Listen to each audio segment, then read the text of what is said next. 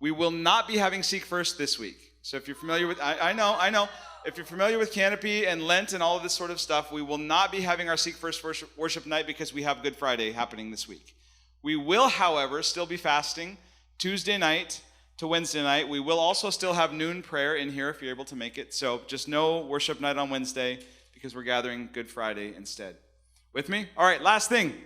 One more thing real quick. You'll notice up on the screen that we want to pray for 24 hours a day, the entire week of Holy Week, leading into the Easter service. Pray specifically that God would bring people to our community that need to know Jesus, that need to know what resurrection life is all about. So, the only way that 24/7 prayer works is if we all do it. At the moment, we have about 40% of the slots filled, which is to say a little over 60 slots, which means we have about 100 left, okay? Now, I'm not great with estimating, but if I look around the room here, I figure there's around 100 people in the room here. So if everybody could pull out your phones, scan the QR code, and sign up for a slot. The good news is many of the middle of the night slots have already been taken. So the people who signed up already are hardcore, they're ready to go. But if you could sign up for at least one, preferably 2 slots, it's okay if you have your phone out during this part. Just sign up real quick on there. That would be amazing. This only works if we have it all covered. And now here's the deal. We can do this. I believe that this is the kind of church that can rally. And even though we're a small community, we can cover the entire week in prayer.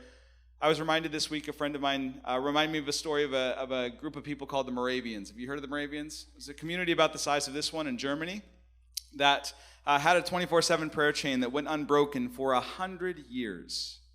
So if they can do it for 100 years, we can do it for 7 days. So if I get you all to sign up, that would be awesome. It's also on the Canopy app if the link is not working here. If you can't get the QR code to scan, look on the Canopy app and sign up there. You'll probably get a reminder because we need to get this going. This starts tomorrow morning at 8 a.m. So let's get it going. We don't want to miss any hours. Here we go. Today is going to be a little bit of a less traditional message from me because I'm going to read a story. Now, the kind of origin of this particular story was several years ago. I was preaching at Rock Harbor, and the passage for that weekend was Luke, the Road to Emmaus story, where the 2 disciples encountered Jesus on the road to Emmaus. And it's just one of my favorite stories because it's got this magical quality to it. Like Jesus, had been on this journey to the cross that gets increasingly heavy and heavier and heavier. And then the resurrection happens. And he's in this last scene of Luke is almost playful. It's fun and it's light and it's magical. And as I was preparing to preach it and do what preachers do, which is you dig into the commentaries and you dissect and you go into the Greek, it felt like I was killing the story. Because it was written as this story, and here I am trying to sermonize the thing. And so I just felt like, why don't I just try to write it as a narrative in more modern language? Provide a little bit of context, a little bit of backstory, and then just read it out loud. And I was struck by how well it went, not because it's a brilliantly written story, but because that's how we think. We think in stories. And so I ended up writing a couple more of them, one for Palm Sunday, which you're about to hear, and one for Good Friday, which you'll probably hear on Good Friday. I don't know if we'll get to the Easter Sunday one because it's rough to read a story in a parking lot with all. As you guys remember, if you've been a part of our parking lot services, it's not the most focused environment. It's fun, but not the most focused. But I want to read you this story, this Palm Sunday story that's based on kind of a backstory I made up for one of the disciples, a guy named Simon the Zealot. Tradition has it that Simon was martyred in Persia, and this story, at least the beginning of the story, takes place on the day he was to be executed, which I know is heavy, but yeah, so I hope you enjoy. I'm just going to sit on this stool and read it. I remember when I read the first story, I got an email from a guy saying, what's the deal? I used to come to this church because you would preach these original sermons, and then this pastor's up here, you're up there on the stage just reading this mediocre story out of a book.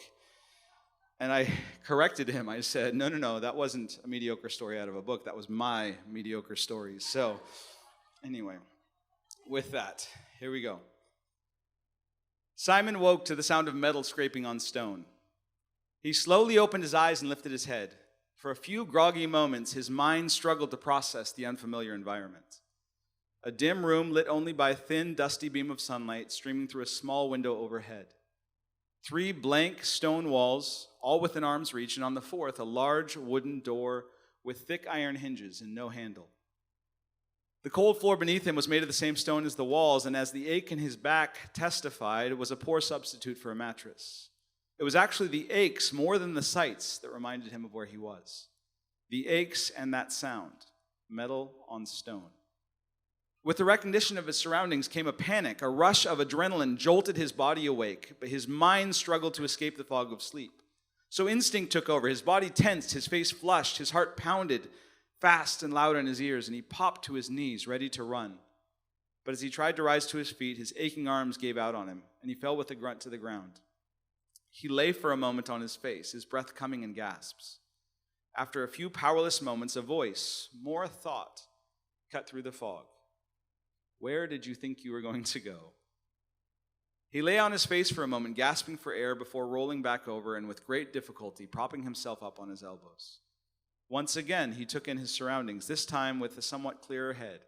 Walls, windows, door, no handle. The voice again. Simon, be still.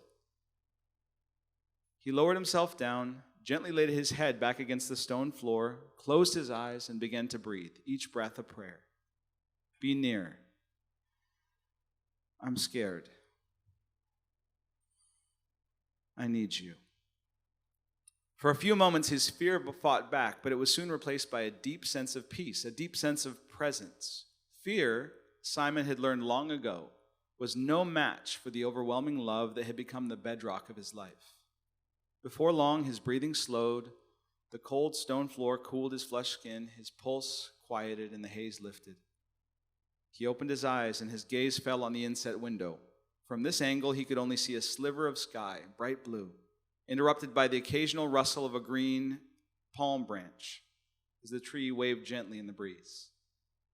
Despite the circumstances, a smile crept across his face. Palm trees always had that effect on him. So many memories. They reminded him of his father. His dad, Judah, had always been his hero. Everything he wanted to be. Strong, brave, pious, patriotic, a real Hebrew of Hebrews. He was a blacksmith by trade, and he moved his family from Jerusalem to the Galilee to be a part of the Jewish resistance movement known as the Zealots. Financially, this was a bad decision, as the economy in the Galilee under the empire was even worse than that in Jerusalem. However, Judah wasn't motivated by money. He figured he could be a valuable asset to the liberation movement in Galilee by equipping the militia with weapons necessary to win their country back from the Romans. Simon could still picture his father working the forge late at night and his mother begging him to knock off the racket so his children could sleep. The kingdom is more important than sleep, Judah responded. Besides, kids can sleep through anything. And he was right. Far from keeping him awake, the clanging of his dad's hammer on the anvil was like a lullaby to him, which might explain why he'd struggled with insomnia ever since his dad had passed away. When Simon turned 10 years old, his father decided it was time for him to start learning the family business. His mother protested that he was too young, but on this one occasion, her pleas did nothing to change her husband's mind. Judah was resolute. So before dawn the following morning, Simon helped him pack up the cart with some of his father's work: horseshoes, nails, farm tools, a few decorative pieces, and several long burlap-wrapped packages that his father carefully tucked underneath everything else. And they headed to the market in Sepphoris. His mother looked on with a worried expression as the cart pulled away. They arrived in Sepphoris mid-morning and quickly set up the cart to display all their products, all except those long burlap packages, and then they waited. To say that business was poor would have been quite an understatement. Business was difficult for everyone under the Roman occupation. Everyone, that is, except those who had sold their souls to the Romans to turn a profit, like the traitorous tax collectors. They spent the rest of the morning and afternoon standing next to the cart without making a single sale. That's not to say they weren't busy, though. All day long, men stopped by to chat with his father.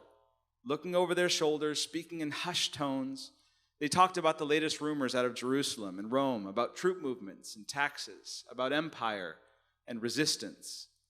Simon understood very little of their words, but he understood their emotion: sadness, anger, longing, and hope. Occasionally, Judah would grab one of the burlap packages from the cart and discreetly hand it to one of the men, who would quickly tuck it beneath his robe and hurry off across the market as nonchalantly as possible. It was that day that Simon began to realize that there was more to the family business than selling horseshoes and farm tools. About 4 p.m, they packed up the cart to head home. However, rather than taking the road north out of town to Bethsaida, they headed toward Nazareth. Simon asked his father where they were going, but Judah simply said, I have something I need to show you. They weren't far out of Sepphoris when they first saw the crosses, lining the road on either side. Simon asked his father what they were seeing and what it meant, but his father simply kept walking in silence, a somber look on his face. As they continued on, so did the crosses, stretching into the distance on either side of the road as far as their eyes could see. There must have been hundreds of them. Large frames of rough wood darkened at the edges, and when they reached the end of the row of crosses, Judah stopped and turned, his tear-filled eyes catching the light of the setting sun. 10 years ago, the year you were born, Judah began, a group of Jewish patriots managed to defeat the legion garrisoned at Sepphoris and reclaim the town. But it didn't last long. A Roman general named Varus learned about the uprising, marched on Sepphoris, and recaptured the town. He burned it to the ground and crucified 2,000 freedom fighters on these crosses. He ordered that the crosses be left standing along the road as a warning to anyone who dared to defy the empire. He stood silent for a moment. When he spoke again, his voice cracked with emotion. Never again. Next time we rise up against them, they will fall. He reached into the pocket of his tunic and pulled out a small object and handed it to Simon. It was a bronze coin. Simon had never seen anything like it. On one side, a profile of a man wearing a helmet, ready for battle, and on the other, a palm tree. His father anticipated his question. It's not Roman. It's ours. It's Hasmonean from the Maccabees, from the last time we ruled our own nation. The Romans consider it treason just to own this coin. The man on the front is Judas Maccabee, the hero of the revolt against the Greeks. And on the back, the palm tree is the symbol of his reign. When he liberated Jerusalem, the whole city turned out for the parade. Children climbed palm trees and collected branches just like these, and the whole crowd waved them over Judas and the Israelite army, our army, as they entered the city. This, Judah said, pointing at the tree, is the symbol of our victory. It's slow in coming, but it's certain. One day, Messiah will come, and on that day, God will once again fight for his people. Simon's father lifted his eyes to the heavens as he began to recite. Then the Lord will appear over them. His arrow will flash like lightning. The sovereign Lord will sound the trumpet. He will march in the storms of the south, and the Lord Almighty will shield them. They will destroy and overcome with sling stones. They will drink and roar as with wine. They will be full like a bowl used for sprinkling the corners of the altar. The Lord, their God, will save his people on that day as a shepherd saves his flock. They will sparkle in his land like jewels in a crown. Judah looked back at his son, his eyes filled with zeal and love. The palm branches will wave again, my son. I pray that you'll be there to see it. That was the day Simon took up the family business. That was the day he became Simon the Zealot. And now he was laying on a cold stone floor, locked in a room somewhere in Persia, listening to the maddening sound of metal against stone. Well, Simon thought, my father's prayer was answered. I was there on the day when the palm branches waved again. But Simon had a feeling that had his father lived to see that day, he would have been disappointed. The kingdom that was inaugurated by the waving of those palm branches was certainly not the kingdom Judah the blacksmith had been expecting. Certainly wasn't the kingdom Simon had been expecting either. Honestly, there were still plenty of days when the kingdom that had come on that day didn't make any sense to Simon. Days like today. He prayed a prayer he'd learned a long time ago, one that had carried him through his life ever since. Lord, your kingdom over mine. It was often painful to say those words, some days more than others. Days like today. It always cost something. But Simon had seen over and over again that the reward far outweighed the cost, that the kingdom he gave was nothing compared to the kingdom he received. His eyes drifted back to the window, the sliver of blue, the palm branch. He remembered the day when he first realized that those two kingdoms, his kingdom and Jesus's, were two different things. They'd been sitting near a stand of palms on the outskirts of a town near the border of Samaria in Galilee, where they stopped to gather supplies. Simon really didn't like being this close to Samaria, but their growing army needed food. Jesus sent a small group of disciples into the town while the rest of them relaxed under a small grove of palm trees. Of course, they weren't able to relax for long. Word of Jesus, this rabbi, this prophet, this miracle man, this Messiah, maybe, had spread across the entire region. And as soon as people from the town heard that Jesus was in the area, they flocked to him. Jesus didn't seem terribly concerned with the mobs of people jostling against him, vying for his attention. But his closest disciples, Simon and the others, felt the need to assume crowd control duty. Particularly annoying were the people who insisted on bringing their snot-nosed children with them, asking Jesus to lay his hands on them and bless them. They knew as well as he did that their children were not worth the rabbi's time. The kingdom of God was at hand. Children were absolutely worthless in that cause. Jesus didn't need children. He needed warriors. Simon said as much, in not so many words, to a woman holding a dirty, half-naked toddler, and firmly, but gently, moved her away from Jesus. "Hey!" He heard an angry voice over his shoulder. He turned to find himself face to face with a livid Jesus. His eyes burned with an intensity that made Simon's breath catch in his throat. "Let the little children come to me, and do not hinder them. For the kingdom of God belongs to such as these. Truly I tell you, anyone who will not receive the kingdom like a child will never enter it." And then Jesus firmly, not gently, moved Simon out of the way and rushed to the child. He took her in his arms and smiled. Simon couldn't believe how quickly his face had changed. Rage at Simon was replaced with doting affection. His eyes no longer burned but twinkled. Simon, who had given up everything to follow Jesus, who was willing to die for the cause, who was only trying to protect Jesus, was pushed to the side with contempt. Yes, yet this worthless child who could do nothing for Jesus, who only wanted from Jesus, was embraced.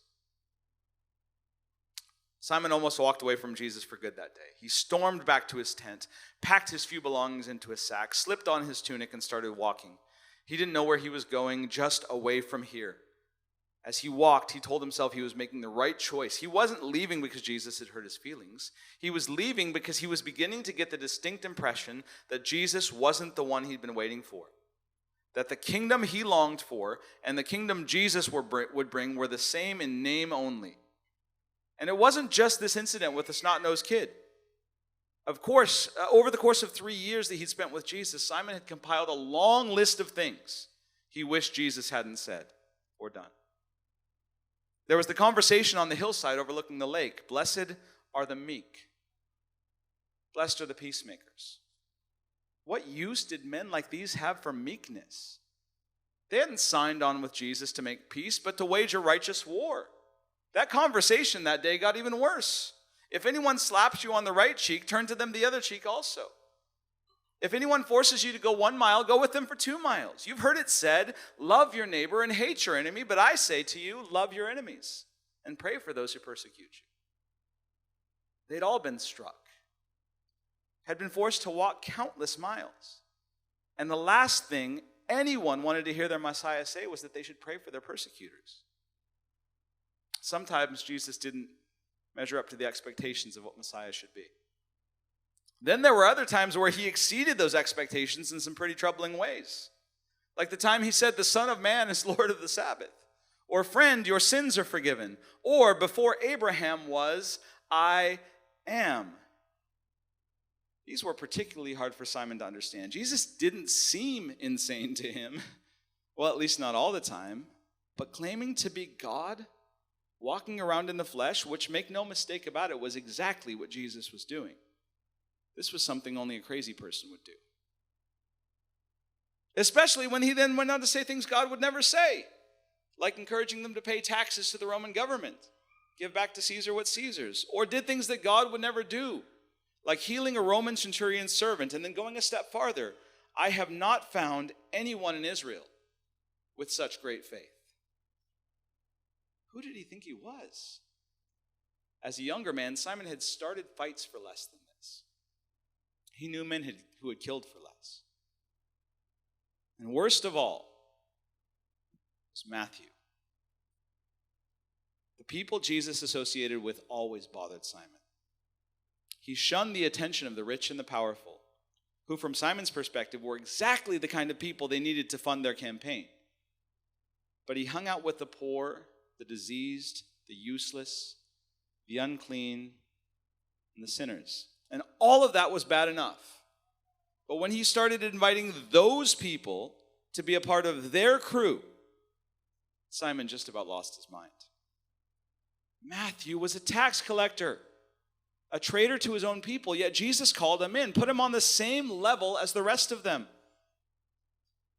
This was not at all what Simon signed up for, and he wasn't the only one who was upset about it. This decision just about broke up their crew. Rocky, the Thunder Twins, as everyone called them behind their backs, Judas Iscariot, that is Judas the Dagger, Simon the Zealot.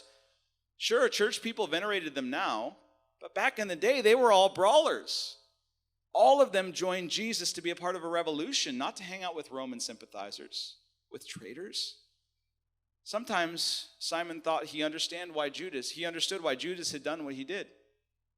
He didn't condone it, but he understood. As he walked, Simon's hand subconsciously drifted to the hidden pocket sewed into his tunic where he kept his father's coin.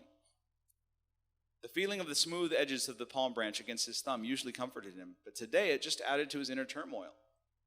Jesus was constantly disappointing, frustrating, confusing, or infuriating him. Yes, he was perfectly justified in walking away, but he just couldn't.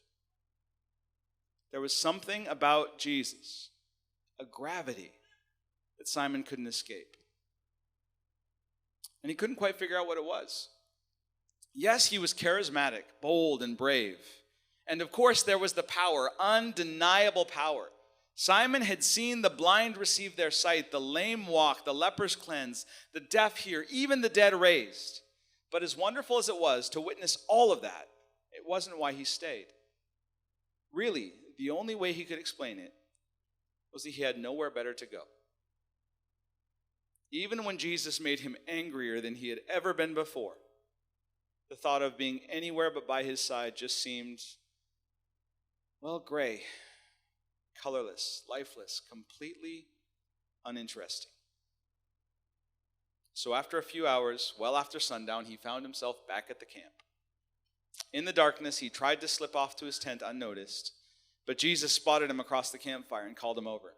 Simon cringed, expecting a lecture, or maybe he hoped, an apology. He didn't get either. Instead, Jesus offered him a plate of food. "You missed dinner," he said. "Where'd you go?" Simon dared not tell the truth, so he simply responded, "I went for a walk. Needed to clear my head."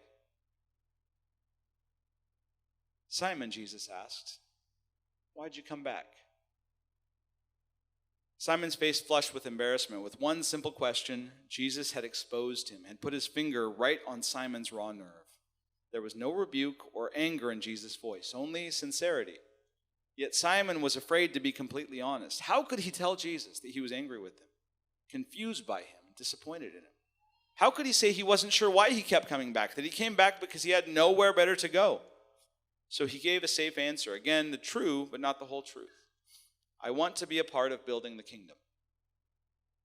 Jesus looked at him for a moment with a sort of sad compassion in his eyes and asked, "My kingdom or yours?" Laying on the floor, his head starting to hurt a bit from the hard stone floor, Simon repeated the answer to Jesus' question, "Your kingdom over mine." The sound of metal against stone had stopped, replaced by the buzz of a growing crowd. They were here to watch him. It wouldn't be long now. His hands drifted back to the hidden pocket in his tunic. He knew he wouldn't find anything there, but it still comforted him. The empty pocket reminded him of that day, the day when the palm branches waved again. Simon remained conflicted after his conversation in the weeks after the campfire with Jesus that night.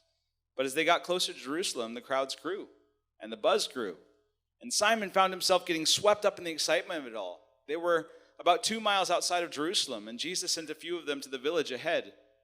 "Go to the village ahead of you, and at once you will find a donkey tied there, with her colt by her. Untie them and bring them to me.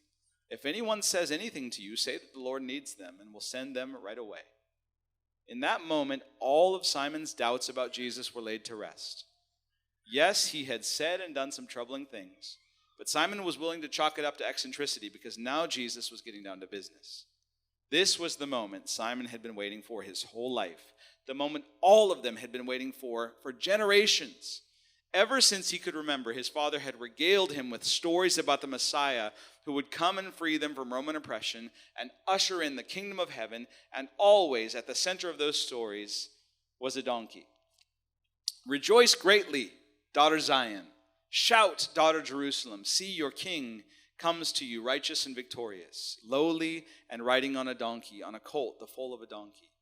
Then the Lord will appear over them, his arrow flashing like lightning. Then the Lord their God will save his people on that day as a shepherd saves his flock. The king on a donkey seemed like a strange image for anyone who'd seen a Roman cavalryman riding a massive war horse.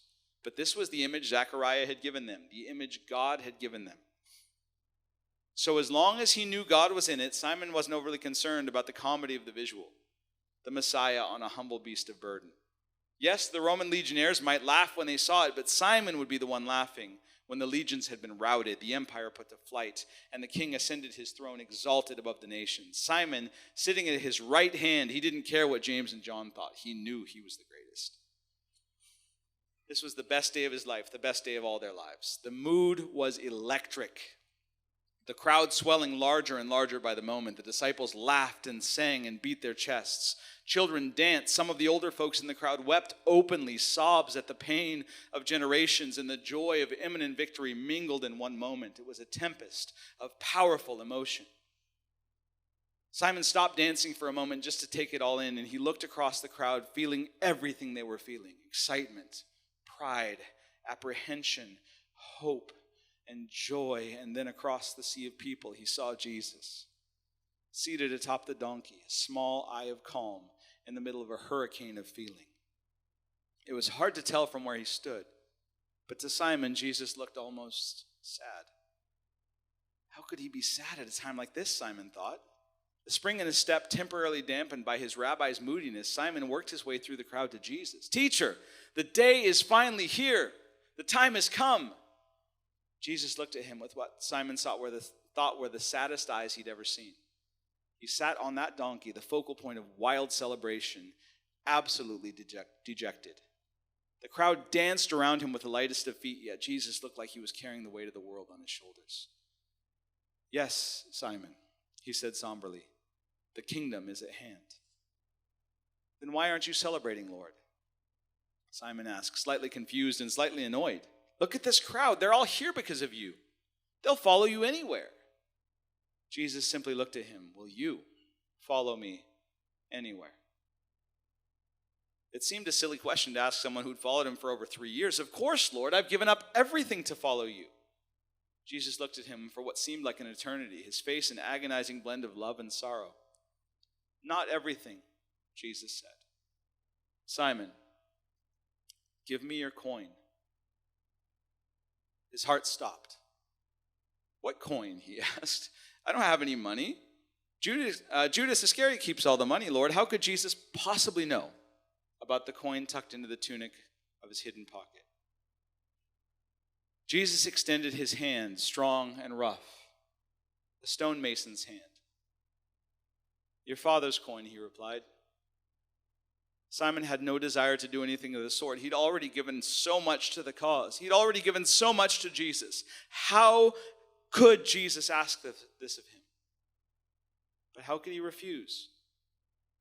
After all, the man standing before him was about to be crowned king, and when a king commands, his subjects obey. So Simon put his hand into his pocket, removed the coin from its hiding spot, and placed it in Jesus' hand, and his heart broke. He caught one last glimpse of the palm branches before Jesus closed his hand and turned the donkey down the road which led to Jerusalem and the coming kingdom. The parade down the Mount of Olives did little to restore Simon's good mood. This was supposed to be the best day of his life, but all he felt was loss and an impending sense of doom. He tried to talk himself out of it to get back into the spirit of the moment. After all, it was just a coin, but he was suddenly an outsider in his own dreams. He looked around him at all the people celebrating a moment he'd longed for his entire life. Everything about it was just as he'd pictured it. People dancing and singing, throwing their robes on the ground, waving palm branches over their heads, absolutely unconcerned about the knot of Roman soldiers observing warily from a distance. Everything about it was right. Yet Simon couldn't shake the feeling that it was all wrong, that they were all missing it entirely. Only he had no idea what it was. He was swept along by the crowd, a lone mourner in a victory parade.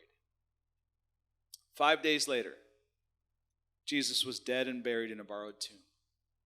The worst day of his life.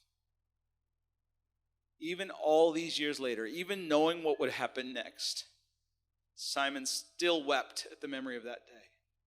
Tears streaming down his face and falling to the cold stone floor. They were complicated tears. Sorrow and joy flowed together. He had lost something that day. He had lost everything that day. But that was not the end of the story. 2 days after he died, Jesus rose from the dead. Simon didn't believe it when the women told him what they'd seen, but then a few hours later he saw it too. They were in a locked room and suddenly Jesus was just there with them. It took them several hours to accept that what they were seeing was real, and several months after that to recover from the shock of it all. They'd seen some crazy things in their time with Jesus. They'd even seen the dead raised, but they had never seen anything like the resurrected Jesus, raised by his own power. More charismatic, more radiant, more captivating than before. Jesus spent a lot of time with them over the next several weeks, teaching them and comforting them and healing them. For Simon, the time both crawled and flew. He felt as if he lived an entire eternity in a single second. He learned more about God, about the Bible, about the kingdom, about himself than he ever imagined possible.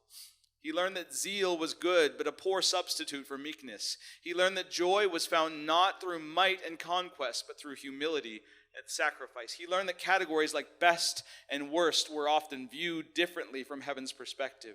He learned that it was better to be disappointed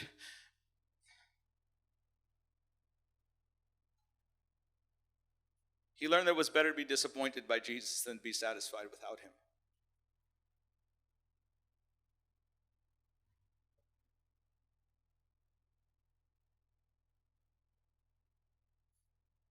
Learned that he should never be satisfied with his own kingdom when Jesus' kingdom was available to him.